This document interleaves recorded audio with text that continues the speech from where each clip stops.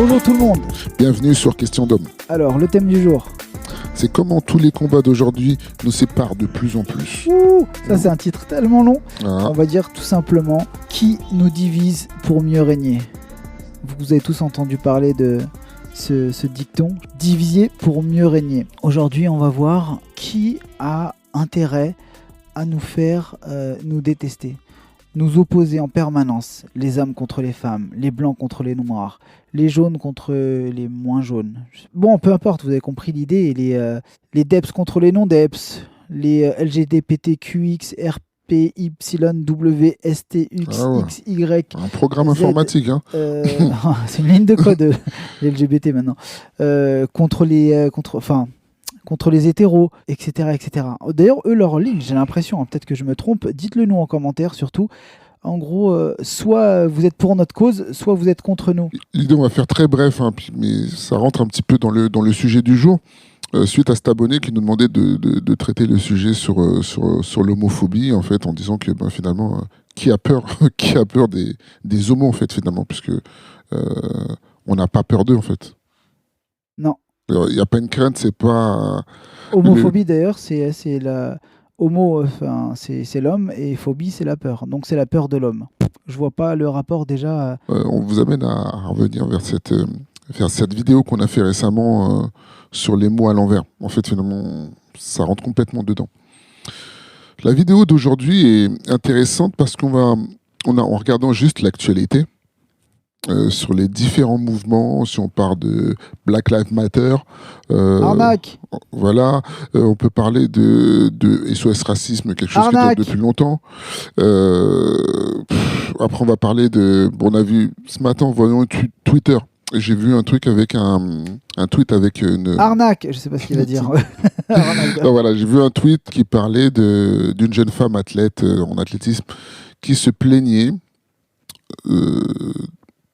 d'avoir, pendant tout ce temps, travaillé à développer ses compétences, sa force physique et son mental pour atteindre ses objectifs de record, etc., etc., se plaindre en fait d'un transgenre qui participait aux compétitions de femmes. Donc, dans la catégorie femme, tu veux dire ? C'est ça. Un homme, donc. Voilà, et donc lui, il explosait tous les records, gagnait plus que lui. Bah oui, lui. Plus que lui. Donc, sachant que physiquement, on n'est pas pareil. Donc, on va pas remettre une couche là-dessus sur l'égalité, etc. Mais bon, en tout cas, on voit les limites de leur connerie. Là. Voilà. Et puis, on va voir que je sais pas, on va pas dire ce lobby, mais on va dire cette entente entre les différents combats là, commence à se frictionner parce que y a des choses qui sont complètement aberrantes pour certains. Voilà, c'est ce que je dis en fait. De toute façon, tu vois toujours à un moment donné les limites de quelque chose. Tu peux pas mettre changer les lois naturelles. Tu peux pas changer la vie à son rythme, la vie à son chemin. On dit pas que si t'es gay c'est mal, si t'es trans c'est mal. C'est bien, fais ce qui te rend heureux, sois heureux. Il y a aucun souci avec ça. Ton kiff c'est de te faire enculer, vas-y fort. Oui. Vas-y très très fort et kiffe vraiment, sois heureux, soyez heureux. On s'en fout, c'est pas le propos en fait.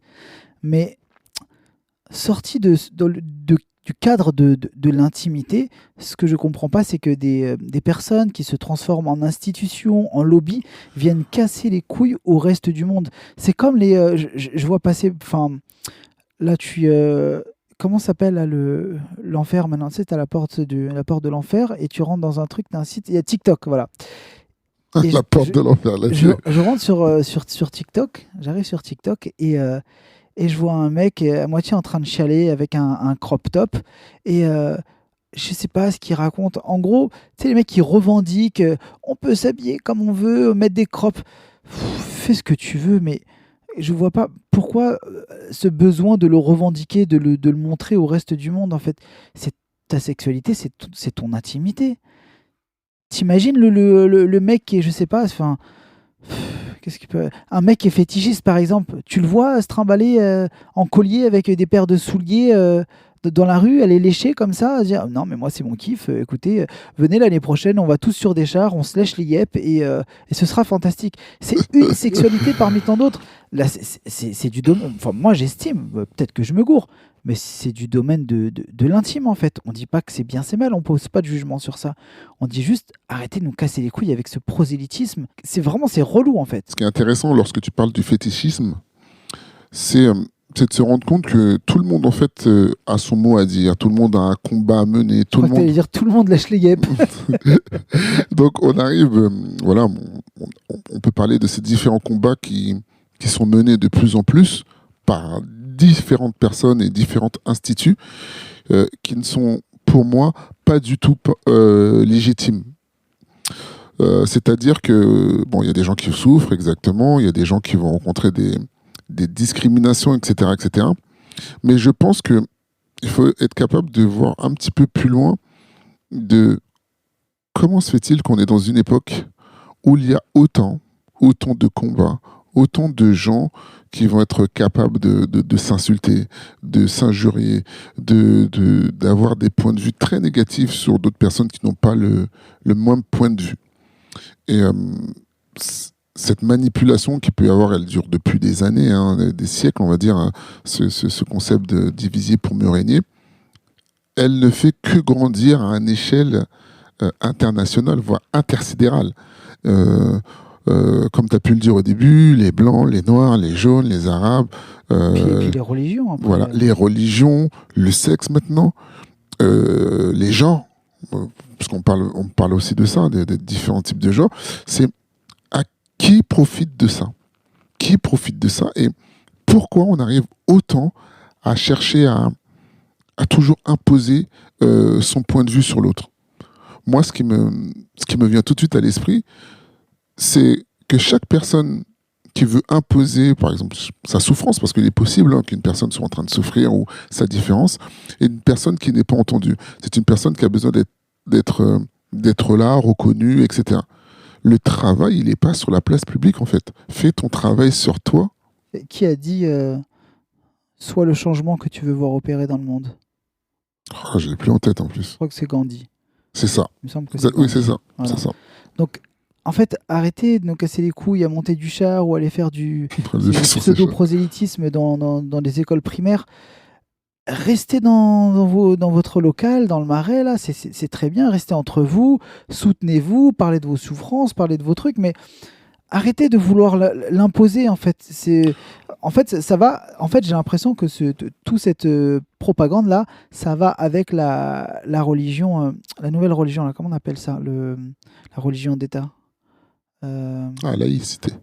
Voilà, la religion de la laïcité. Parce que c'est une religion, hein, enfin, qu'on se le dise, soyons clairs sur ça, c'est une religion, d'accord? C'est la religion de l'État. Après, ésotériquement parlant, on ne sait pas trop bien ce qu'il y a derrière.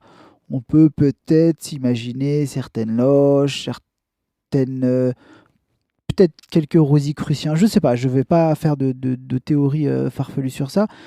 Je sais que ces gens ont quand même une spiritualité derrière. Je ne sais pas trop ce que c'est. Il y en a qui avancent des théories de satanisme, de machin. Moi, je vais pas. Je sais pas. Donc, je dis pas, je sais pas. Juste peut-être. Mais je sais juste que c'est tellement. Ils forcent avec leur truc de laïcité que finalement, ils imposent aussi une religion de la même manière que l'a fait la chrétienté. Par leur guerre et par les croisades. Exactement. Tout de suite, avant qu'on continue sur ce podcast et sur cette vision qu'on peut avoir des choses, likez, mettez des commentaires, qu'on puisse échanger avec vous sur votre vision des choses, si on peut être un peu trop cru selon vous. Et d'ailleurs, je vais rebondir là-dessus, justement, parce que il y en a certains, j'en vois certains, oui, ils parlent comme ça, parce que ça doit être un refoulé. Je vais vous donner un truc concret. Un gay refoulé. Voilà. Ça ne m'étonne même pas de toi. Voilà, je parlais de toi. Ah. Moi, je vais vous donner un truc voilà, actuellement, moi, qui m'énerve par-dessus tout. Dans l'actualité, surtout dans le cinéma. Et cette façon d'enfantiliser les Noirs, de manière générale. Voilà ce que je veux dire. On enfantilise les Noirs, autant que la femme, mais on a dit qu'on mettait les femmes de côté pendant un moment. Donc on arrive maintenant, vous allez avoir des séries, vous allez avoir des grands films, et on va avoir plutôt des héros, des personnages qui sont écrits dans l'histoire. Récemment, j'ai eu un petit échange sur Arsène Lupin avec notre star internationale Omar Sy. Et on me dit, mais faut que tu ailles le voir, c'est un truc de fou, c'est trop intéressant, Omar il joue trop bien, etc. Toi, t'es un noir, ça devrait t'intéresser, quoi. Moi, je dis, je vais pas. Non, clairement, je dis, je vais pas aller voir ça. J'avais envie de chipper, vous savez comment on fait chez nous, là. Vous voyez le truc. Quel genre de chips? Voilà, C'est une chips. c'est chips.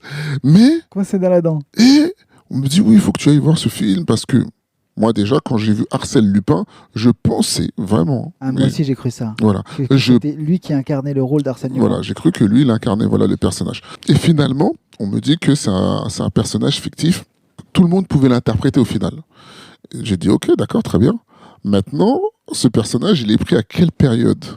Dans quel environnement? C'est-à-dire en France, en 1800, je crois, et quelques. Je rappelle que dans cette époque-là, que ce soit un noir, il y a très peu de chances que ce soit possible. Donc bref, je suis parti regarder le résumé de ce que c'était. Et bon, c'est avéré que j'avais tort. C'était un personnage qui reprenait les faits d'Arsène Lupin parce qu'il était fan, etc., etc. Bref, très bien, dans l'idée, etc. Maintenant, moi, ce qui me dérange, dans l'absolu, c'est que ça, c'est un cas parmi tant d'autres. J'ai entendu récemment qu'on voulait faire un James Bond noir.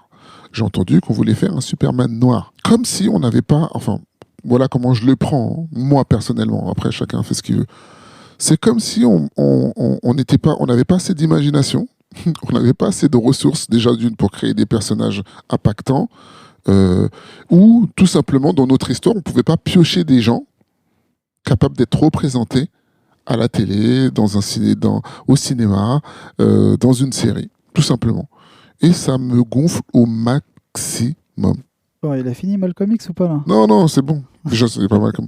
Donc, donnez-moi votre avis là-dessus sur le Wakanda. Donnez votre avis sur le Wakanda. Ça voilà, et du tout. parce que donc voilà, on se retrouve et ça, on peut le retrouver à différents niveaux. D'être infantilisé de la sorte peut être très agaçant et de voir en fait notamment dans la communauté qu'on ne soit pas en capacité de prendre du recul par rapport à ça. Parce que lorsqu'on va parler de discrimination positive ou même tout simplement venir plaider sur des combats qui sont tout simplement menés par d'autres personnes que nous, en fait, qui sont dans l'intérêt que d'autres personnes que notre communauté, je vous amène à prendre beaucoup de distance sur ça, et notamment sur les émotions qui peuvent se développer en vous dans ces moments où on va avoir des personnages ou un acteur ou autres représentés ou déformés de manière différente pour tout simplement satisfaire, entre guillemets, notre égalité, qui est totalement à l'heure. Pareil, toujours dans les oppositions, quand je prends les religions, par exemple, je pense qu'à un moment donné, soit on dit qu'on est dans une société tolérante, soit on ferme sa gueule. Soit on dit qu'on ne l'est pas, et à ce moment-là, on impose par la force, par la loi, autre chose. On oppose, même les religions, on les oppose. L'histoire du voile, l'islamophobie, la judéophobie. Tu vois, t'as remarqué que j'ai pas dit l'antisionisme. J'ai dit la judéophobie. Pas mal ou pas? Bien placé ou pas? Bien joué, bien joué, bien joué. Donc, les gens, j'ai l'impression qu'ils ont besoin toujours d'être dans le combat. Alors, moi, je vais vous donner... Est-ce que c'est les gens qui ont vraiment besoin d'être dans le combat? Il y a des gens qui... alors, déjà, il faut savoir une chose. On est dans une société d'information, de grands médias de masse, les médias mainstream. Je pense que ces gens-là ont besoin constamment pour l'audimat, pour l'audience, etc.,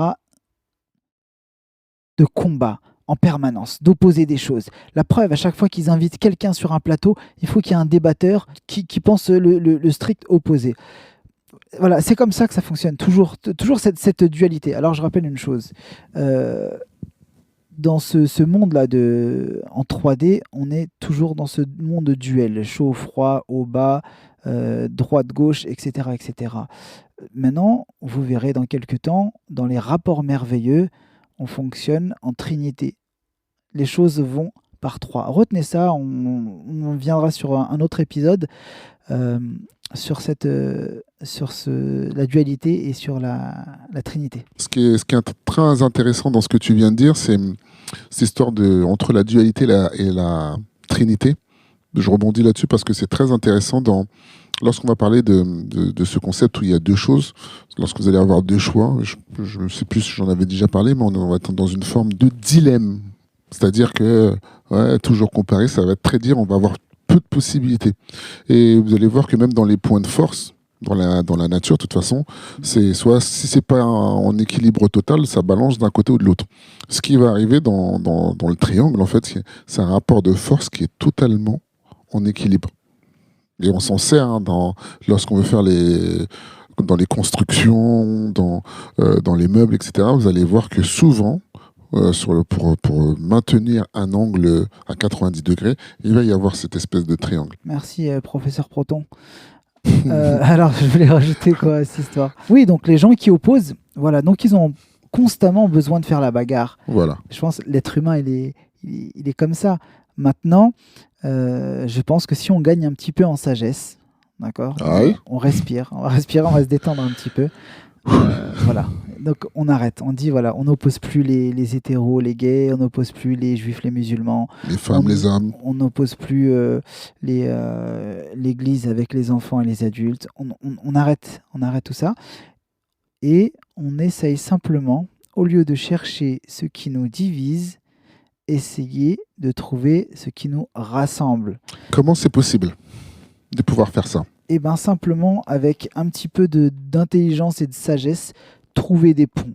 Regarde, on reprend même sur le débat, la Covid, machin, l'État là qui vous a mis des muselières là comme des guinches, où tout le monde s'est exécuté. Au lieu d'aller prendre des mecs et se fâcher sur des plateaux, de convoquer des mecs comme le professeur Raoult, à je sais pas quelle assemblée, les mecs, ils veulent pas tout simplement essayer de trouver, ok, en disant tout simplement, ok, moi, je pense ça, je sais que toi, tu penses ça. Qu'est-ce qui peut faire qu'on trouve il y a forcément des idées qu'on a en commun. Forcément, dans tout. Ouais, dans la religion, il y a un truc qui est commun quand même aux religions monothéistes. C'est Dieu, il me semble. Dieu, il est ni chrétien, ni juif, ni... Mais encore une fois, si on rebondit sur ce que tu dis là, sur chercher un point commun, est-ce qu'il y a un intérêt justement à le trouver? Alors, ça fait moins de débats, peut-être ça génère aussi peut-être moins d'argent, parce qu'on sait que le fait de diviser, de catégoriser les gens, ça crée des niches de marché. D'accord.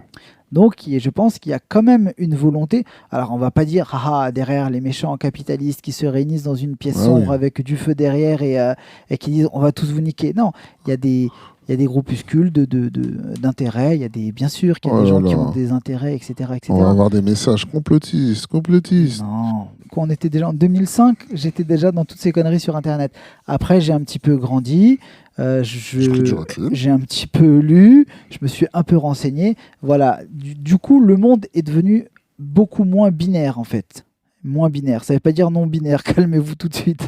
Non, le monde est devenu beaucoup moins binaire. Il n'y a pas les méchants et les gentils, il n'y a pas le bien et le mal. Il y a des groupes de gens qui s'opposent, qui ont des idées contraires parfois. Mais je pense que si, de manière individuelle, chaque personne trouve des ponts. Tu vois, c'est comme le petit Deps là, que j'ai vu là, sur TikTok. Le mec, en gros, il dit vous êtes avec nous, vous êtes contre nous. J'ai envie de te dire, va te faire enculer. Mais pas va te faire enculer, va te faire du mal. Va te faire enculer, ça va te faire du bien. Et reviens discuter quand tu seras détendu et calme. Et après, tu verras qu'il n'y a pas d'opposition à. C'est pas parce que t'es Deps que le monde te haït. Faut arrêter avec ça. Arrêtez de vous sentir persécuté. Il y a des gens qui sont réellement persécutés dans le monde, mais pas toi. Mais c'est pas eux qui la ramènent le plus. C'est vrai que tout est fait pour que les gens se séparent, pour que les gens se divisent, pour que les gens soient en opposition. Maintenant, quand on arrive face aux gens dans une discussion, et la plupart des gens, la plupart du temps, ce qui se passe, c'est un débat. Un débat, si on coupe en deux, il y a des et bas. Donc, c'est ces deux personnes en opposition, justement, qui sont dans un combat. On va parler de dialogue.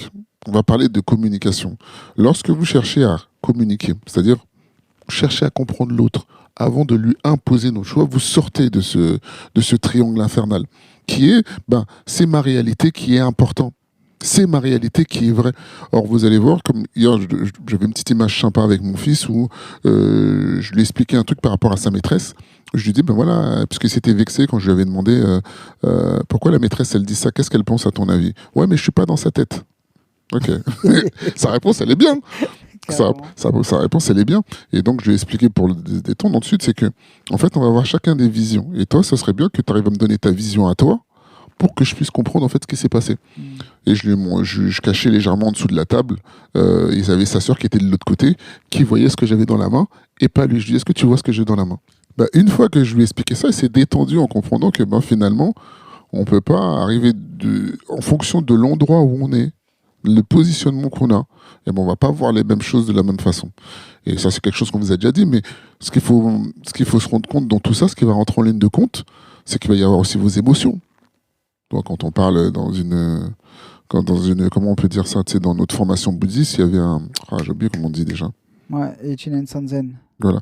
En fait, c'est un concept où on nous apprend que dans un instant, il y a tellement de possibilités de réalité. Infinitésimale, en fait, de possibilités, à chaque instant de vie. Exactement. Et donc, à ce moment-là, derrière, qu'est-ce qui va changer? C'est dans quel état de vie on est, tout simplement. Est-ce que je suis de bonne humeur? Est-ce que j'ai de la joie? Est-ce que j'ai de la colère, j'ai de la haine? Est-ce que j'ai envie d'étudier? Est-ce que j'ai envie d'apprendre? Est-ce que j'ai... Voilà, vous allez avoir tellement d'états. Et dans un instant, vous pouvez passer d'un état à l'autre rapidement. Et ça, c'est des tests qu'on pourra faire ensemble à l'occasion en vous donnant quelques... Si vous voulez justement voir ce genre de tests, allez voir sur Instagram, on proposera certainement des tips là-dessus.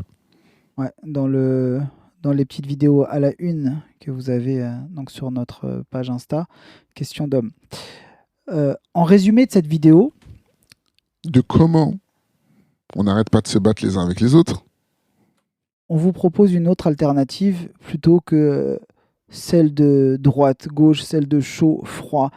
Vous êtes des créateurs en puissance, donc essayez de créer une nouvelle réalité. Essayez de créer une réalité. Alors là, ça va faire peut-être un petit peu bisounours, mais on s'en balèque. Essayez de trouver ce qui vous assemble. Pas être en permanence avec... en mode fight, en fait. En mode opposition. En opposition. Parce que le fait d'opposer n'apporte rien, on le sait déjà maintenant. Donc, essayons de poser un regard un petit peu plus sage sur les choses, sur la vie. Et je vous assure que ce monde, il peut changer du jour au lendemain, en fait, si chacun, on va dire, met un petit peu d'eau dans son vin. Et si je peux me permettre, dans ce que tu as dit, ça va être tout simplement de chercher à comprendre l'autre avant soi. Et ce qui ressent. Parce que de toute façon, on se connaît. Donc c'est plutôt l'intérêt, c'est de savoir en fait où l'autre va en venir. Et je crois que tu as pu parler avec des personnes avec des totales oppositions ou même aux totales valeurs, et tu t'es rendu compte que par rapport au passé, que finalement, quand tu vas dans une démarche de comprendre, t'es pas du tout là-dedans. Moi, si tu m'avais dit un jour que j'allais aller sur mon propre Insta et parler avec des mecs d'extrême droite, qui sont des mecs en plus sympas, pas bêtes et tout ça, je t'aurais dit, mais jamais, vas-y. C'est plus jeune, là, j'aurais pris ça aurait été la bagarre directe. On se connaît. Voilà. Maintenant, ça sert à rien. Chacun est libre d'avoir ses idées. Et je préfère aujourd'hui, en tant que maghrébin, aller voir une personne et lui donner peut-être une image à laquelle il ne s'attend pas. Je crois que tu étais péruvien ou espagnol, un truc comme ça, mexicain. Je suis aussi mexicain, je suis aussi italien. Surtout en ce moment avec sa barbe là. Putain, j'ai une barbe, elle vient d'Arabie Saoudite, on dirait. Bon, voilà, on aurait encore plein de choses à dire sur ce sujet. Je pense que l'idée principale, vous l'avez capté, c'est créer toujours, ni à droite ni à gauche, créer la voie du juste milieu, en fait. Toujours essayer de trouver des ponts, essayer de trouver à chaque fois qu'il y a une opposition. Qu'est-ce qu'il nous accorde? Qu'est-ce qu'il nous accorde? Faites l'effort d'essayer de... Mais je voulais dire empathique, mais même moi, décidez de l'être. Moi, tu es un connard, je suis archi pas empathique. Mais faites au moins l'effort. Ou comme on dit dans les couples, c'est quoi l'autre mot là qui est chiant? C'est pas consensus, c'est l'inverse. Voilà, c'est un compromis. Voilà. Donc ne rentrez pas dans un compromis. Décidez.